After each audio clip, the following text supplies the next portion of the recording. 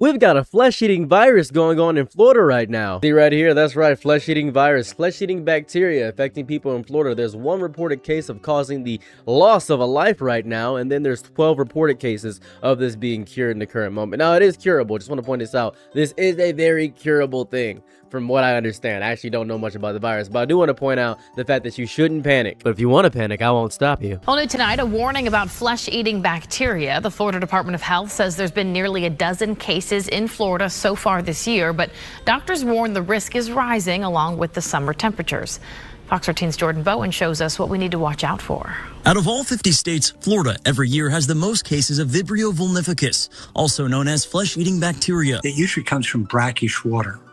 The way you usually get it is either scratching a leg or foot in the water, or you can get it by entering the water with an open wound. Okay, a break in the skin. New numbers from the Florida Department of Health show that so far this year, there's been 11 confirmed cases of flesh-eating bacteria in Florida and 4 confirmed deaths. While this year's numbers only include the first 6 months of 2025, in the 12-month period of 2024, there were a total of 82 cases of flesh-eating bacteria and 19 deaths. As USF Professor of Medicine Dr. John Sinnott explains, the hurricanes greatly contributed to the unusually high number of cases and deaths because there was a lot more brackish water and standing water, which sat for days in some areas. Counties were underwater. So that's a perfect area. Then you've got rescue personnel, people with housing belongings, not thinking, trying to save a pet, trying to save a relative. So they're not paying attention to what's happening to their feet and legs. As Dr. Sinnott explains, when someone gets flesh-eating bacteria, it starts as a reddish rash or streak, typically up their leg. Within 12 to 36 hours, it can become extremely painful if not treated by doctors. If you cut yourself in the water, the CDC and everyone recommends a good cleaning with soap and water. And I like to add a triple antibiotic ointment and make sure you look at it again in 12 hours. Reporting in Tampa, Jordan Bowen, Fox 13 News. So what's this now? We had the Taco Bell butt virus that was going on, causing crazy diarrhea and explosive Jackson Pollock's easel paintings inside of your bathroom, just painting the entire walls with your actual fecal matter. And then, outside of that, we had the flesh-eating bacteria. That's 2 things. That's 2, count them, 2 evil things happening. I consider these plagues biblical level plagues happening to the entire bulk of humanity. This is absolutely disgusting and disrespectful. I'm not really a fan of all these things happening. Do I think there's a particular person we can blame for all these things? I've got a few guesses, honestly. My goal right now is to quell your fear about the flesh-eating bacteria more than anything, because people are reacting insane about this. Oh my god, what am I gonna do if I eat shellfish or if I have an open wound to salt water? My entire life's gonna be over. What am I gonna do? Dude, a sea monster did not come out and destroy your house. That's not what's happening. You're fine. You are completely fine. It's not that bad. You're fine. Now, I understand the phrase flesh eating sounds horrifying, and the images associated with these infections are things I can't show on YouTube or else I get demonetized. I get that. Panic is not a reasonable reaction. Vibrio vulnificus is the name of the bacterium that is going around and naturally lives in warm coastal waters. Not some brand new airborne plague like COVID or something of that variety. It's not gonna go through grocery stores or offices and apartment buildings.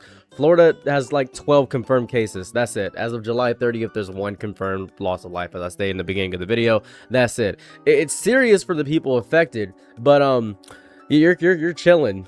You're good. You're completely fine. The ocean is just doing what it always does. It's being very H.P. Lovecraft right now. So I'm gonna give you the Carfax. The bacteria usually becomes dangerous through very specific, hear me out, specific forms of exposures. People can become infected after eating raw or undercooked shellfish, especially oysters. Oysters is the biggest one. Or after an open wound touches salt water, brackish water, or contaminated raw seafood. The open wound can include a scrape, cut, recent surgery, spite, piercing, or a tattoo.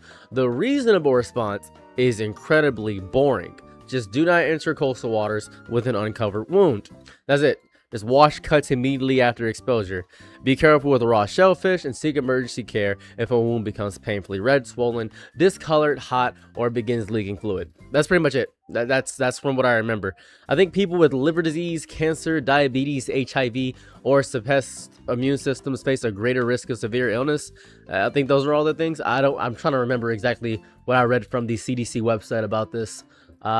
Yeah, that's pretty much it. But as a precautionary, everybody in Ohio include me in their will. I need everybody in Ohio to include me in their will. Now, why specifically Ohio? I know you guys are dangerous, and I know for a fact that if I can get to your funerals because I live right next to Ohio. So everybody in Ohio, please include CEROS space Whaley, WHALEY. That is my first and last.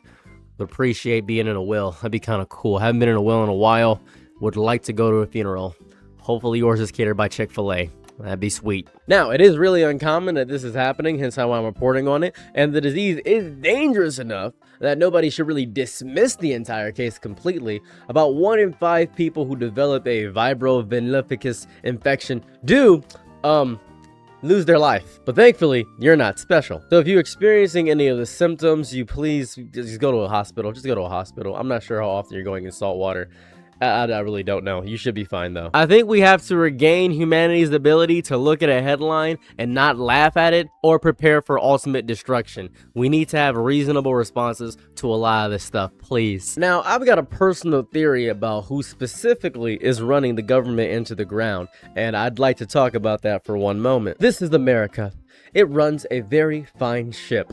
When I don't notice it. The best kind of government is the one I don't notice, or I barely notice, when the bridges remain standing, the food is inspected, disease outbreaks are tracked and qualified, people are handling every single thing with public safety. Not really sure what I was doing with the inflections of my words there. I don't know why I said qualified real weird there. That was odd. Didn't really like the way I said qualified. I do not wake up thinking about federal institutions. I simply live my life. Successful infrastructure, any of them, will become invisible.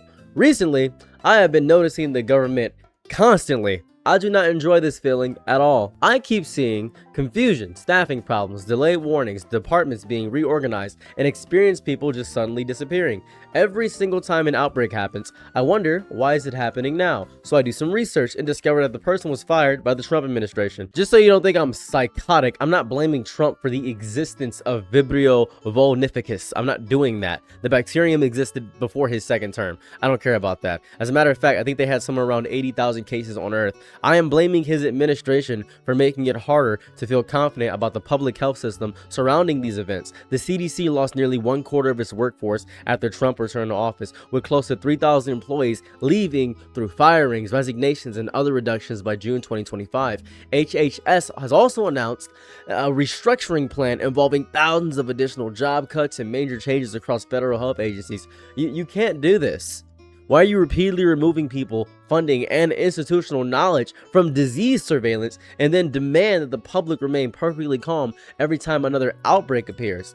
You're ruining the trust in these institutions. Our trust in our institutions is crumbling, and it is because of the restructuring of the administration that Trump has brought into the forefront. That's my biggest concern. Then there's RFK Jr. I hate RFK Jr. A lot of time I'll go around touting that I hate ideals and not people. There's specifically things I hate about ideals because people are nuanced and have many different things to them that make them good or bad, and I love people indefinitely with the sole exception of somebody who is 2 months away from death. If I don't like you when you're 2 months away from death, I cannot possibly like you because you don't have that much time for me to like you. That's how I feel looking at RFK Jr. Every time he goes around saying, make America healthy again, it feels like kangaroo court.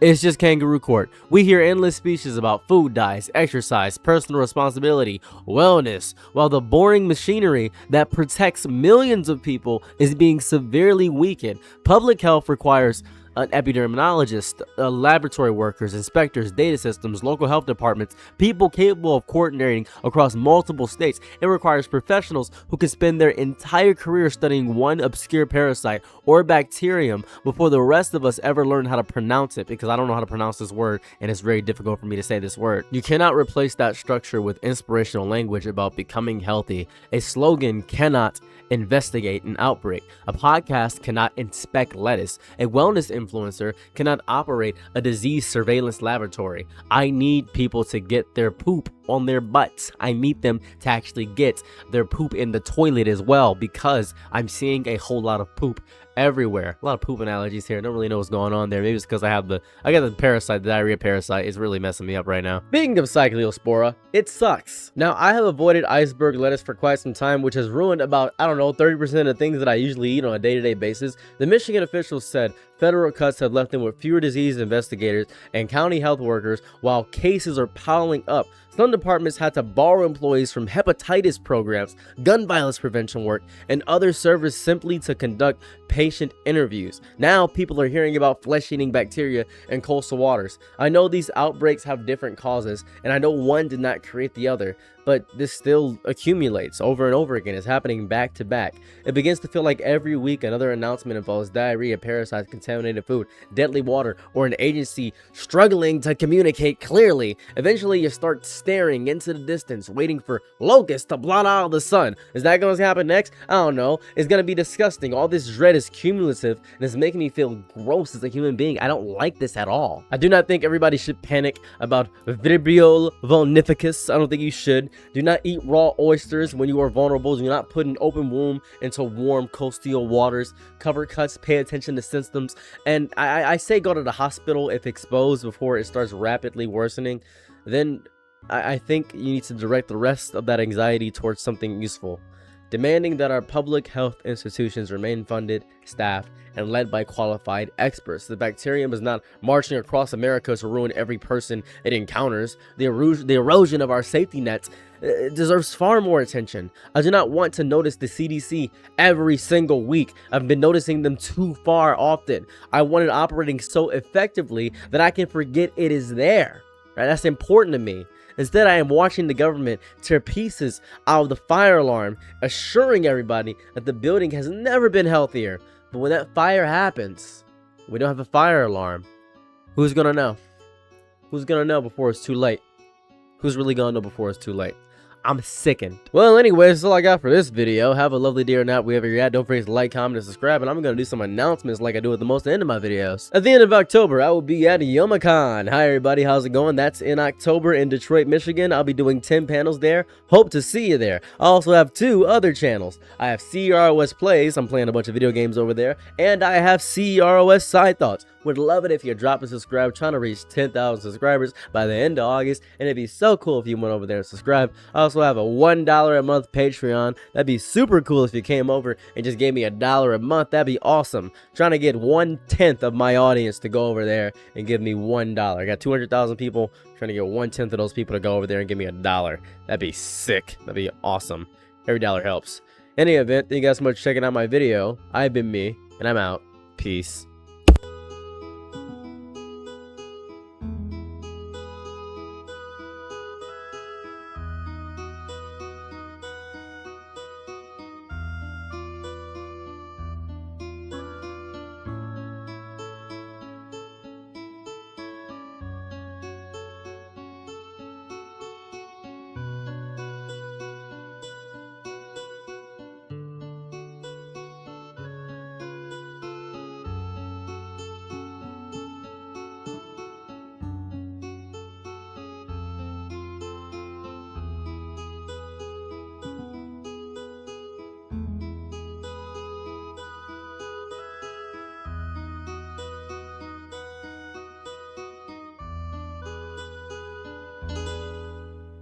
I'm your nigga night, be my loyal low. Ooh, happy to try what you need. Your world, I love to live in it. Ooh, I love the ride when you free.